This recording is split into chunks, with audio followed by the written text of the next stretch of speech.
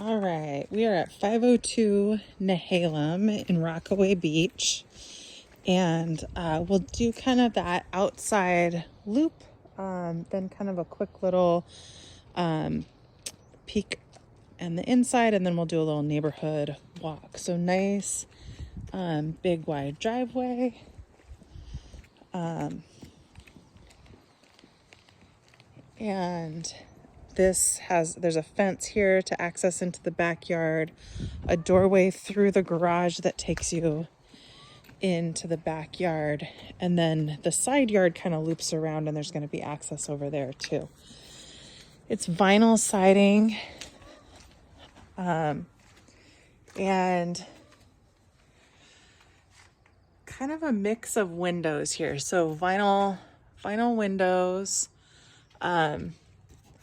Here it looks like it could use some just maintenance in terms of the caulking. The listing agent on this also does property management for long-term rentals, and it wouldn't surprise me if this is a property that was in his long-term rental pool. You can see that it's got a concrete perimeter foundation. There's some gaps in the crawl space ventilation mesh. This is just like a skirting to kind of cover the gap with the post and pier. It's actually pretty cool. It maybe could just use some paint. And then of course the deck looks like it could use a little bit of a paint job too. Rhododendrons in the front yard, but it does have some grass, so there'll need to be some yard maintenance plan for this one on the grass part of it. Just coming around the outside here. It's interesting because this does not look like a new decision. It's just bare wood and the skirting. And then I'm gonna I'll go this way and then we'll go up top afterwards. So you can see foundation again, concrete block perimeter.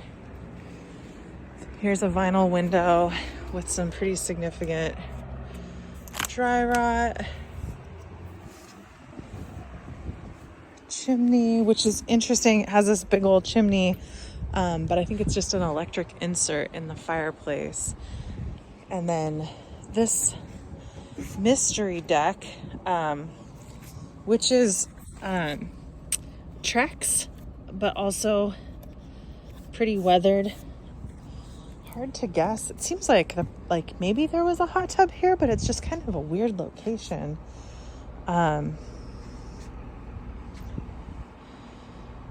This hedge could use a little cleanup, but it's kind of a nice little privacy hedge. And then neighbors on that side. So here's another window. Here, same thing. Vinyl, and then just, unfortunately, it just looks like maybe the wood was kind of rotten to begin with, and then it didn't get painted, and it's just in rough shape, and there's some big gaps here. Coming around the back, crawl space access.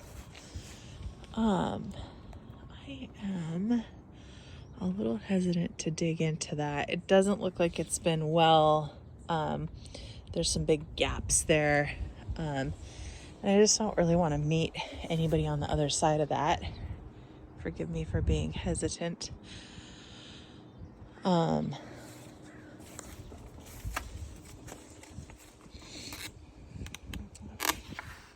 This is always the problem with vinyl siding, is when it gets hit with the weed eater or whatever. It does seem like it's been wrapped underneath. And then here, you can see it looks like it actually, I don't know, can you tell? I'm just gonna pull this ivy down. Is there enough light to see this? There's just a little bit hanging down here of T111. So it looks like they must have just gone vinyl right over the top of the T111. I'll walk right around the back. These windows are aluminum. The trim here actually looks a little bit better. This is the laundry room on the back side here. And then this gate brings us into the backyard, which I did not open, so we'll have to go around the house and see it from the other side. Let's see. Gosh, this is just, it's a pretty heavy duty little platform here in the middle of nowhere. You can, from this platform, interestingly, see, you can actually get a little peekaboo ocean view there. Do you see it? Oh my, I'm zoomed in so far, my finger's enormous, but it's like right behind that light post to the left of the flag. In person versus the video, it's probably more clear that it's ocean view, but it's a very generous description to say peekaboo. You have to really be looking for it.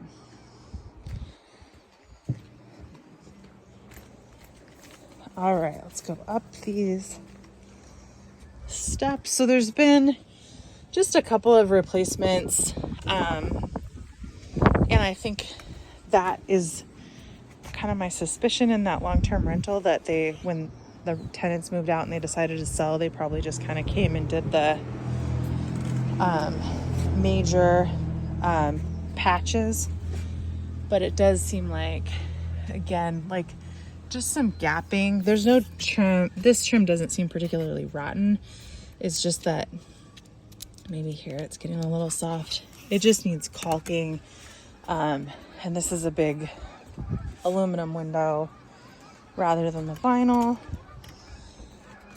This part is the part, when I first walked up and was looking at it, that feels like kind of a big problem to me. This looks like a new decision to try and kind of lipstick it and clean it up. But look at how it's been installed. It's kind of created this gap, which is just going to be a big problem down the road. So that feels like something that's likely to get called out in inspection and be an issue.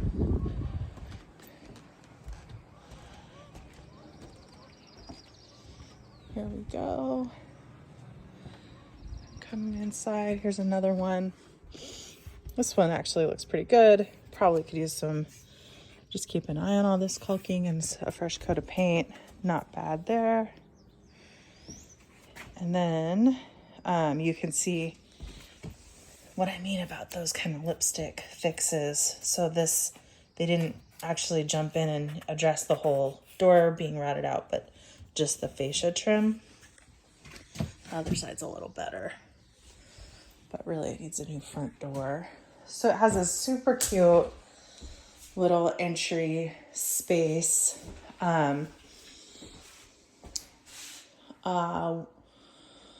So when I walk in, it smells like a house, like an older beach house to me. It does seem like there's probably just a little bit of a mildewy odor. It's hard to say what that's linked to, but there is kind of a slight smell. And there's baseboard heat in this one. Sometimes the smell comes along with houses that are being unused for a long time and have sat through winters without having, with just being damp. When they have baseboards like this and someone's not here to run them, it seems like they'll get just the dampness in the air kind of settles. It doesn't necessarily mean there's a big, massive mold problem from active leaking. Sometimes it just seems like that moisture settling, and not having been lived in and cleared out. And then people buy those houses and I come back a year later after they've been lived in and the smell's kind of gone. So it's sort of on that level to me. And describing the smell, it's enough to note, but I don't know that it freaks me out particularly. There's some interesting changes in the wall coverings here, right? So this paneling has like a texture on it. It's all been painted.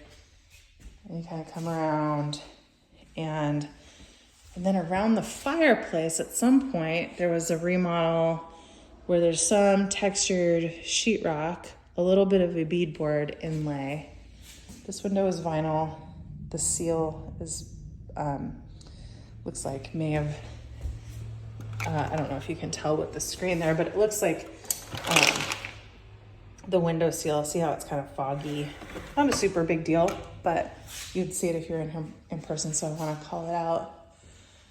So maybe this is just a different kind of paneling, actually. Sorry, the phone was kind of dizzy there. Yeah, kind of a textured paneling. And then again, that beadboard patch, and then back into the different kind of paneling. The ceiling are these tiles. I can't promise you that they're asbestos. These are the kind of tiles that I often caution clients to consider that asbestos might be a possibility. The easiest way to deal with it is just encasement. And so I've seen people put just beadboard right over the top. It tends to not be, asbestos tends to not be an issue until it gets disrupted. But you can just enclose it behind the beadboard and really not have to worry about it. There's some gaps here that all seem caulkable. And then you can see this wall. It's just so interesting. So this wall, what are you? That looks like it might be sheetrock. And then this side is definitely newer beadboard with that wide wale beadboard, newer baseboard. The kitchen is all older.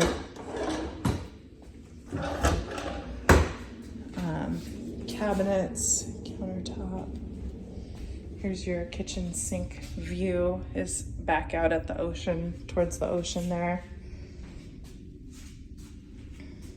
Pretty nice little kitchen, really. Must have done some work in this wall, kind of opening it up, and that beadboard is all newer. And then stepping back has kind of a funny transition into the laundry room area. Older water heater, double strapped.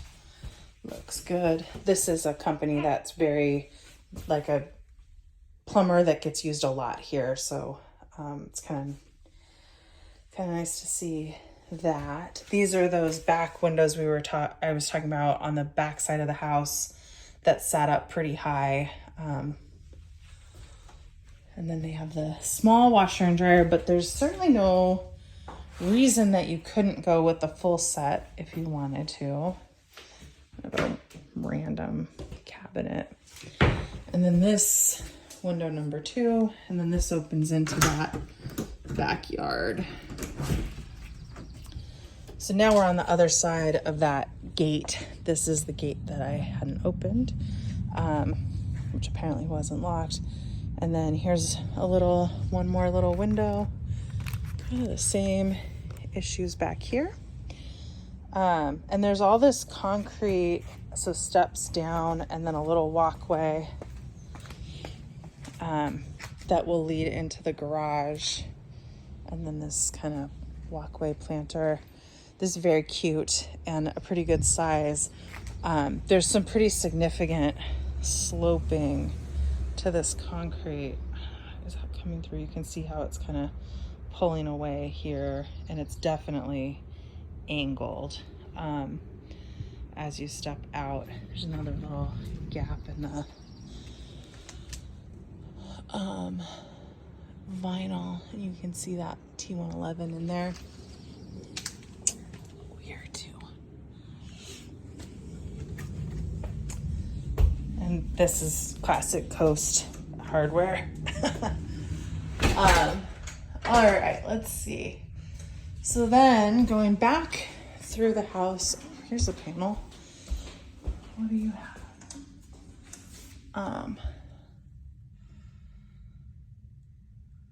So that Stab Lock brand is gonna get called out by the inspector as not our favorite brand of panel.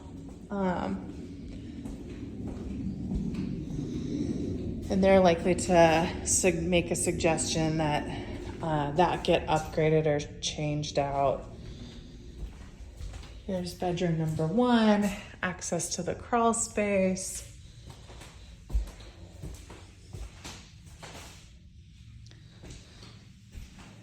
Those aluminum windows.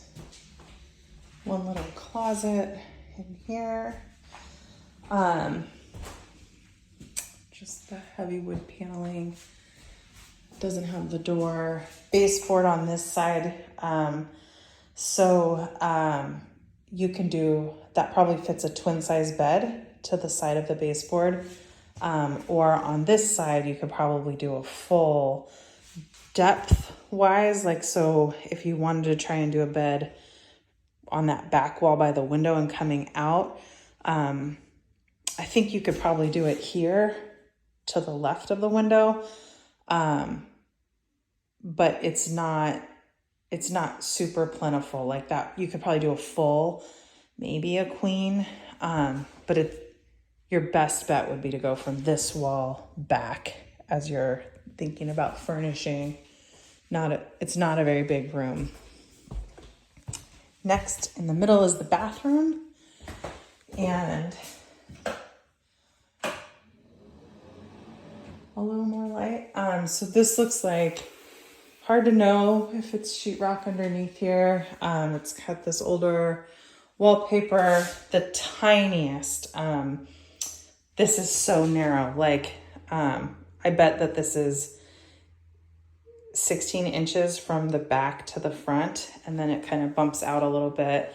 It's certainly totally sufficient, but if you were going to update this with something else, I think you would find that you would be losing some square footage in the width of the bathroom with a standard modern sink cabinet. Toilet, there's a cadet in here, and then this is kind of an almond colored tub shower insert. And then behind the door is just a little accordion linen closet space. Next is another little accordion closet space. Nothing fancy here. They have run this gray plank flooring, and it's not the vinyl. It's just like a laminate gray flooring. And then here's the second bedroom. This one is a little bit bigger, and I think just a little bit more layout friendly because of how the closet is. So pretty good sized. Some of the paneling hasn't been painted yet, and it is actually different colors. This is kind of like almost an orangey. This is I bet they called this birch on the shelf. And then there's some painted walls, and then this is the orangey one again. This is an older baseboard heater in here with the thermostat. And then this is interesting, this closet. When I came and opened it up, there's a little bit of evidence of water damage up there. This window makes me wonder if at some point there was a bathroom option of some sort.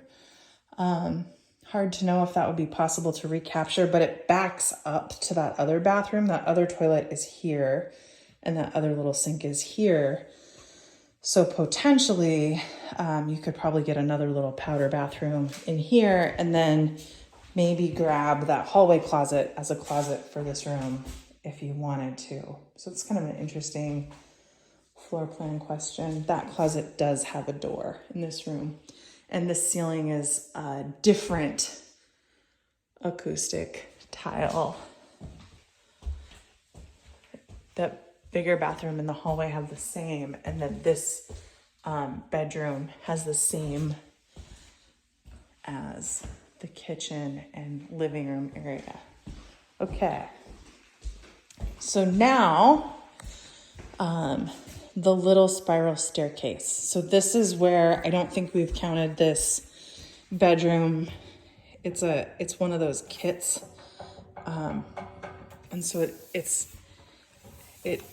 I think it's just a little wobbly. Like, I don't mind it, but I promise you my husband's not climbing this thing. And it comes up,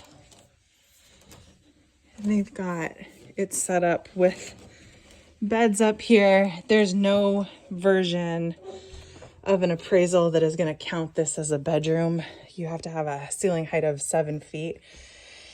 And I'm, you know, my driver's license says I'm 5'3". It's probably 5'10" to the ceiling at the highest point. On the edges, gosh, that's like not quite 3 feet probably on the edges.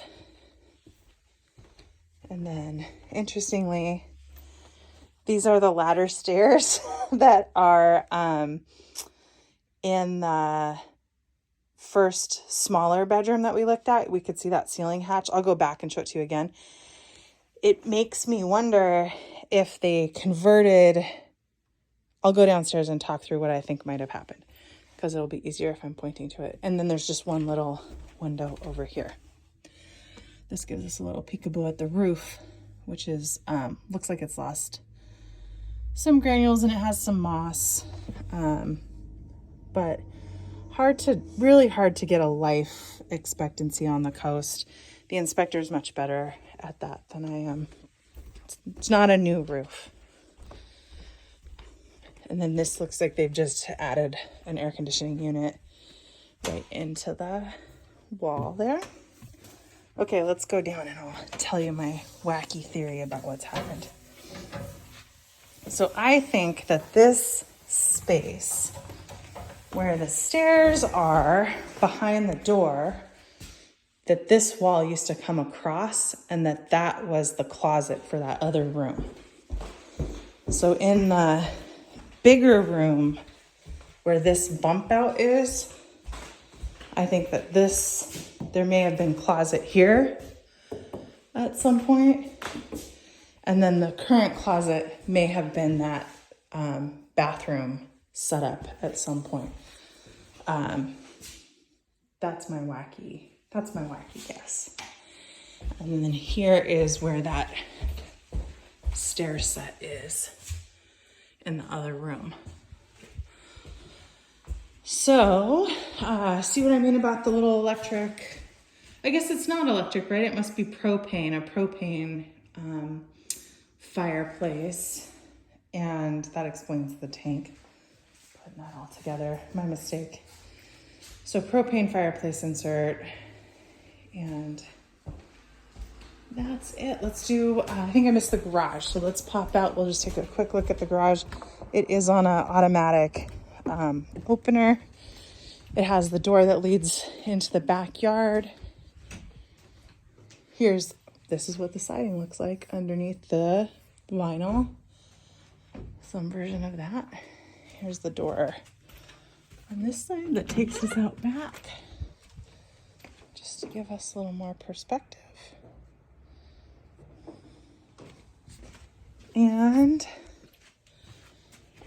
they've got it set up with a little workbench in here, and then it has this kind of cool just wood storage sliding area.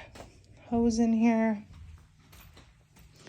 You can see some of the paneling that speaks to that more recent kitchen remodel. And I think one more quick corner. I think this was the last spot we didn't really walk along. The garage has the older wood windows. Interestingly, probably in the best shape of any of the windows that we looked at. And there's our backyard access on this side. There's a little tree stump action here. So hopefully that feels like a pretty good tour. I'll go ahead and shut the garage, and then I will do that plan of just kind of setting my phone up on the dash as I drive out of the neighborhood. And I'll set that up as a second separate video. Just because this one's gotten pretty long already. Garage door works fantastically. All right. that wraps it up for this one. Give me a call if you have any questions and we can kind of talk through it. Thanks.